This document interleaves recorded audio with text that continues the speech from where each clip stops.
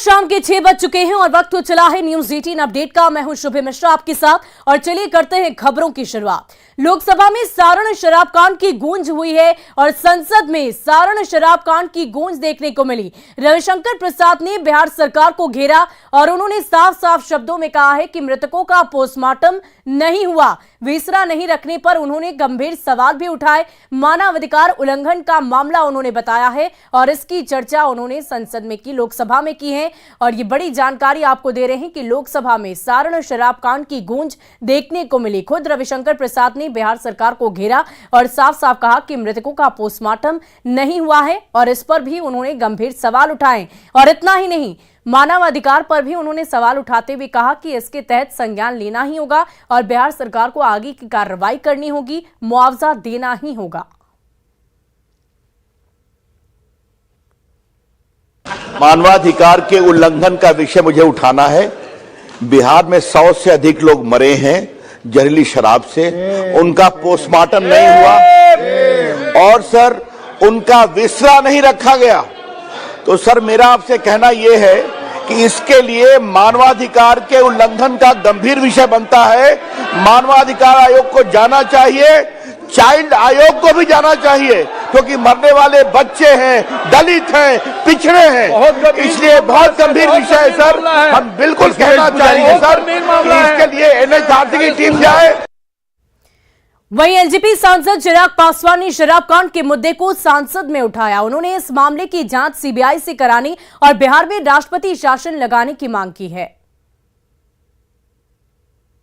समक्ष अपने प्रदेश बिहार को बचाने की गुहार लेकर इस संसद के सामने सर खड़ा हुआ हूं।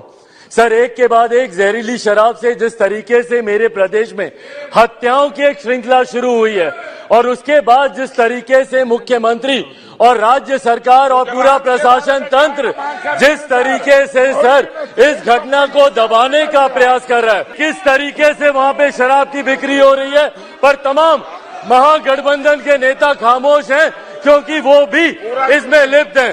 सर मैं आपके माध्यम से केंद्र सरकार से स्वतः इसका संज्ञान लेते हुए बिहार में राष्ट्रपति शासन लागू करने की मांग करता हूं और तमाम हत्याओं की सीबीआई जांच।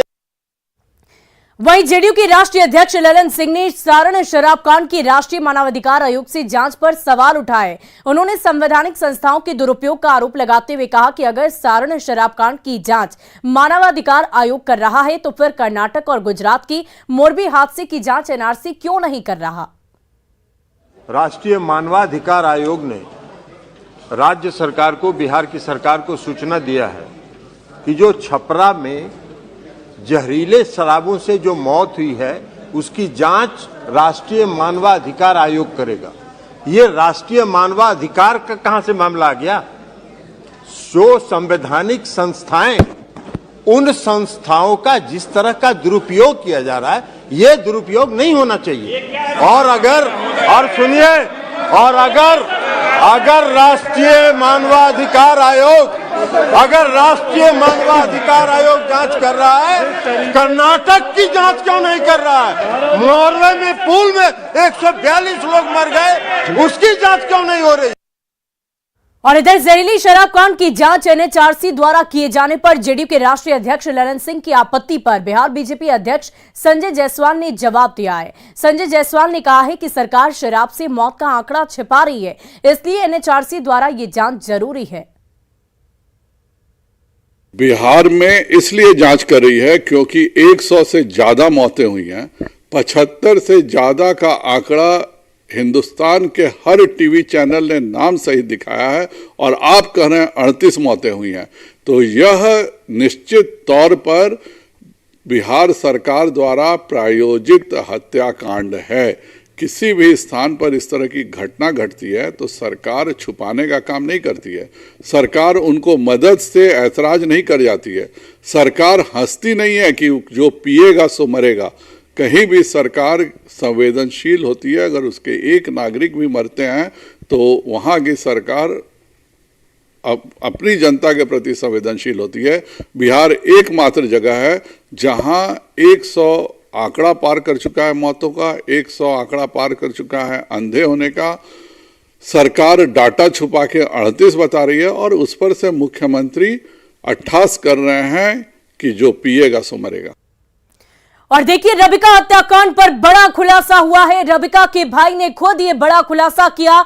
रबिका पर धर्म बदलने का दबाव था, रबिका मुस्लिम बनने का उस पर दबाव दिया जा रहा था और धर्म बदलने का दबाव खुद दिलदार उस पर डाल रहा था। आपको बता दें कि इस बात की चर्चा पहले ही की जा रही थी कि कहीं ना कहीं ये पूरा मामला लव जिहाद से जुड़ा हुआ है, लेकिन अब ये बातें स्पष्ट हो गई है। खुद रबिका के भाई ने इस बात की चर्चा की है कि उस पर दबाव दिलदार की तरफ से ये डाला जा रहा था कि वो अपने धर्म को परिवर्तित कर ले, वो दूसरे धर्म में परिवर्तित हो जाए। और इसी को लेकर आए दिन चर्चा होती रहती थी, बातचीत होती थी, बहस होती थी और इसी कड़ी में ये बड़ी जानकारी सामने आ रही है। रबिका हत्याकांड से संबंधित दिलदार उस पर लगातार दबाव बना रहा था ताकि उसका धर्म परिवर्तित किया जा सके। मुस्लिम बनने का दबाव रबिका पर दिलदार की तरफ से डाला जा रहा था और इसी कड़ी में रबिका के भाई ने यह बड़ा खुलासा किया है। उसको पसंद नहीं किया था तो उसे मतलब दिलदार काम में रात भर वो कहीं जाता था, उसको छोड़ के, तो उसका माँ पिताजी लोग उसको नहीं रखना चाहता था, उसको मामा का घर ले जाके मारा था और उसको टुकड़ा टुकड़ा कर दिया है। तो उसी का वजह से हम लोग को संतुष्टि नहीं है। 1 या 2 दिन के अंदर में वो लोगों को फांसी होना चाहिए, इसके बाद हम लोग का मन का ठंडा मिलेगा। और इस पूरी खबर की अधिक जानकारी के साथ हमारे संवाददाता पवन हमारे साथ फोन लाइन पर जुड़ चुके हैं। पवन, क्या कुछ जानकारी इस पूरे संबंध में आपको मिली है? रबिका के भाई ने क्या कुछ स्पष्ट किया है? जी, जहां तक हमने बात की इस मामले की हत्या की मुख्य वजह जो है जानने की कोशिश की, तो पुलिस अभी तक अनुसंधान में ये बता रही है कि हत्या की जो वजह है वो सिर्फ पारिवारिक असमंजस बताया जा रहा है। लेकिन जब इस मामले पे हमने रबिका के भाई रामसन मालतो से बात करने की कोशिश की तो उन्होंने बताया कि जो रबिका जो है वो पहाड़िया समुदाय से बिलोंग करती थी और दिलदार जो है वो मुस्लिम समुदाय से बिलोंग करता था। रबिका उन परिवार के बीच में रहती तो थी, लेकिन लगातार जो है उनके परिवार वाले जो है वो मुस्लिम समुदाय के अनुसार रहने के लिए दबाव बनाते थे और मुस्लिम धर्म को अपनाने के लिए वो लगातार दबाव बना रहे थे। लेकिन रबिका जो है वो मुस्लिम धर्म को अपनाना नहीं चाहती थी, शायद इस वजह से उसकी हत्या की गई है। बहुत बहुत शुक्रिया पवन, हमारे साथ जुड़ने के लिए, तमाम जानकारी के लिए। और चलिए बढ़ते आगे, राजधानी पटना से आपको बड़ी खबर बता दें, जहां बिहार में 67,000 पदों पर बहाली होगी। पुलिस में 48,000 पदों पर बहाली की जाएगी, नियुक्ति की जाएगी। ERSS यानी कि इमरजेंसी रिस्पांस सपोर्ट सिस्टम के 19,000 पदों पर नियुक्ति की जाएगी। कैबिनेट ने पद सृजन को मंजूरी दे दी है। ये बड़ी जानकारी आपको राजधानी पटना से दे रहे हैं, जहां पुलिस में 48,000 पदों पर नियुक्ति की जाएगी। ERSS यानी कि इमरजेंसी रिस्पांस सपोर्ट सिस्टम के 19,000 पदों पर नियुक्ति होगी और कैबिनेट ने इस पद सृजन को मंजूरी दे दी है। ये बड़ी जानकारी और खुशखबरी बिहार के तमाम युवाओं के लिए 67,000 पदों पर नियुक्ति की जाएगी। तो पुलिस में 48,000 पदों पर यह बहाली की प्रक्रिया शुरू होगी। ERSS के 19,000 पदों पर बहाली होगी। तो राजधानी पटना से ये बड़ी जानकारी आपको दे रहे हैं। क्राइम कंट्रोल पर भी कैबिनेट के दौरान चर्चा की गई है और इन तमाम पद सृजित करने को लेकर मुहर लग गई है। अब 19,000 पदों पर नियुक्ति होनी है। कैबिनेट ने पद सृजन को मंजूरी दे दी है। तो ये बड़ी जानकारी आपको दे रहे हैं। पुलिस में 48,000 पदों पर नियुक्ति की जाएगी। ERSS यानी कि इमरजेंसी रिस्पांस सपोर्ट सिस्टम के 19,000 पदों पर नियुक्ति होगी। और इस पूरी खबर की अधिक जानकारी के साथ हमारे संवाददाता संजय हमारे साथ पटना से फोन लाइन पर जुड़ चुके हैं। संजय, क्या कुछ जानकारी है? 67,000 पदों पर नियुक्ति होनी है, किन किन विभाग में, किन किन क्षेत्रों में युवाओं को मौका मिलेगा?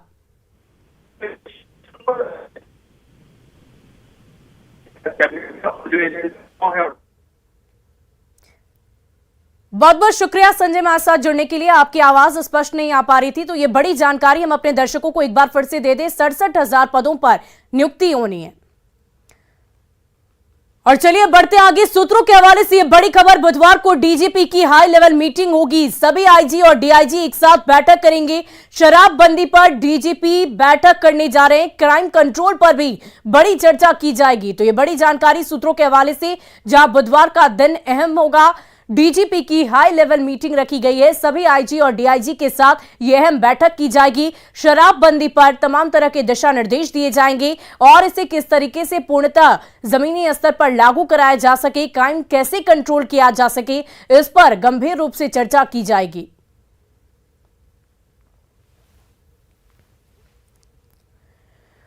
और मुजफ्फरपुर से ये बड़ी खबर आपको बता दें, जहां सकरा से 3 बच्चियां लापता हो गई। गोपालपुर खुर्द में घर से ये सभी लापता हो गई। 2 लड़कियां दोनों ही सगी बहन हैं और परिजनों ने इस पूरे मामले की शिकायत पुलिस से की है। तो मुजफ्फरपुर से ये बड़ी जानकारी आपको दे रहे हैं, जहां गोपालपुर खुर्द में घर से 2 बच्चियां लापता हो गई और दोनों ही बच्चियां आपस में सगी बहन हैं और इस पूरे मामले को लेकर परिजनों ने पुलिस में शिकायत दर्ज कराई है।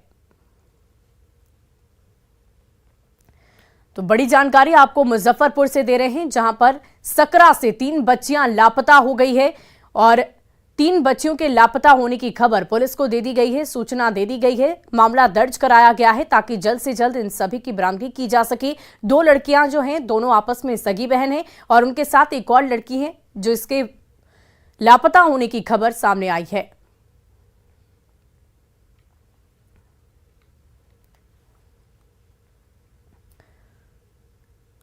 वहीं कैमूर में शराब के खिलाफ लगातार अभियान चल रहा है। करमचट के अलग अलग इलाकों से करीब 2000 किलो महुआ और शराब बनाने में इस्तेमाल किए जाने वाले कई सामान बरामद किए गए हैं। पुलिस और उत्पाद विभाग की टीम ने महुआ को नष्ट कर दिया, साथ ही 3 लोगों के खिलाफ एफआईआर दर्ज कराई गई है।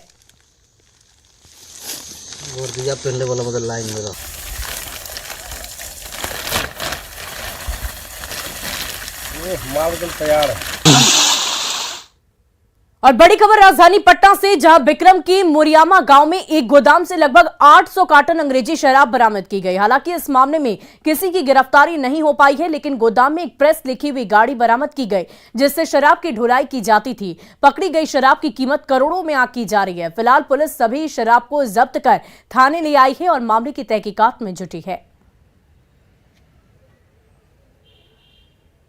ये शराब जो मिला है इसके बारे में कोई जानकारी नहीं? ना, हमको कोई जानकारी नहीं था। हमको भोर में 4 बजे करीब विक्रम थाना प्रभारी फोन किया कि गोदाम पाइए ना, तो हमारे गोदाम पर बोले चाबी तो गार्ड के पास है, गार्ड का नंबर भी दे दिए हैं, वो गार्ड फरार हो गया यहाँ से। गश्ती के दौरान सूचना मिला था कि इस तरह से एक चोरी की गाड़ी के साथ में कुछ लोग हैं जो शराब की डिलीवरी कर रहे हैं, तो उसी का सत्यापन करने के लिए उस गाड़ी का पीछा किया गया। तो गाड़ी का पीछा करने के दौरान ही पता लगा कि एक गोडाउन है जहाँ से शराब निकाला जा रहा है। तो जब उसको अच्छे से टीम बना करके सर्च किया गया तो उसमें से आई थिंक 8000 लीटर के आसपास में शराब। वहीं बेगूसराय में उत्पाद विभाग की टीम ने बड़ी कार्रवाई करते हुए एक साथ 13 लोगों को शराब पीने और बेचने के मामले में गिरफ्तार कर लिया है। इनमें से 2 शराब तस्कर हैं, वहीं 11 लोग शराब पीने वाले शामिल हैं। फिलहाल उत्पाद विभाग की टीम सभी को जेल भेजने की तैयारी में जुटी हुई है।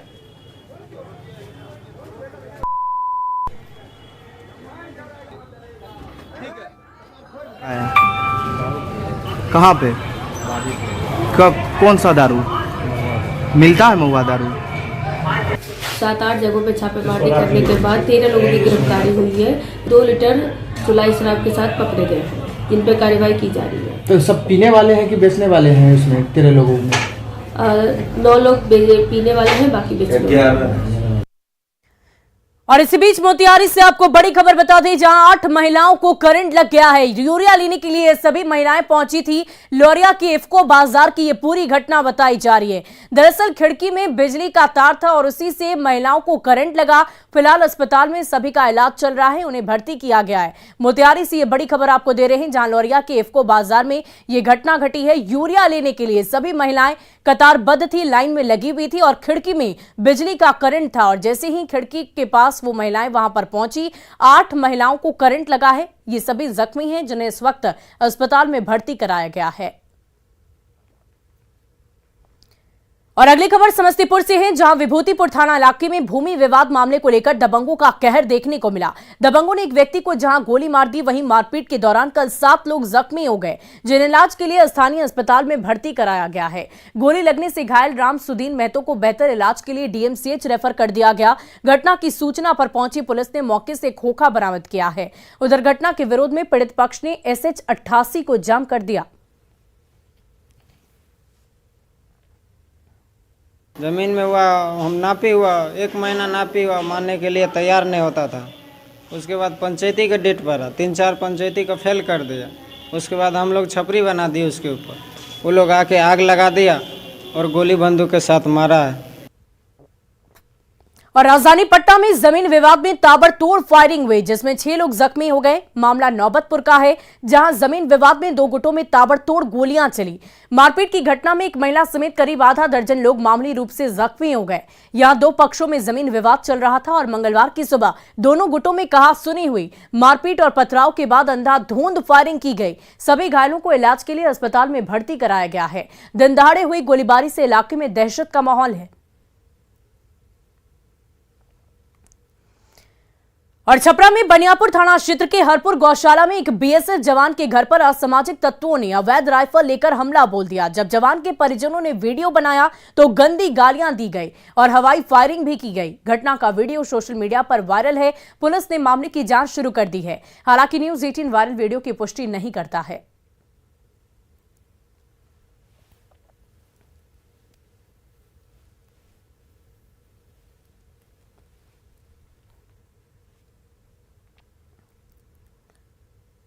और फिलहाल इस बुलेटिन में अभी के लिए बस इतना ही। नजर डालते हैं अब तक की हेडलाइंस पर। Headlines presented by elegant steel, India's number 1 QST बार। भरोसा दिखता नहीं टिकता है। संसद में सुनाई पड़ी शराब कांड की गूंज। बीजेपी सांसद रविशंकर प्रसाद और चिराग पासवान ने जांच की मांग की। ललन सिंह ने NHRC की जांच पर उठाए सवाल। बिहार में 100 से अधिक लोग मरे हैं जहरीली शराब से, उनका पोस्टमार्टम नहीं हुआ और सर उनका विसरा नहीं रखा गया। तो सर मेरा आपसे कहना यह है कि इसके लिए मानवाधिकार के उल्लंघन का गंभीर विषय बनता है। अगर राष्ट्रीय मानवाधिकार आयोग जांच कर रहा है, कर्नाटक की जांच क्यों नहीं कर रहा है? नॉर्वे में पूल में 142 लोग मर गए, उसकी जांच क्यों नहीं हो रही है?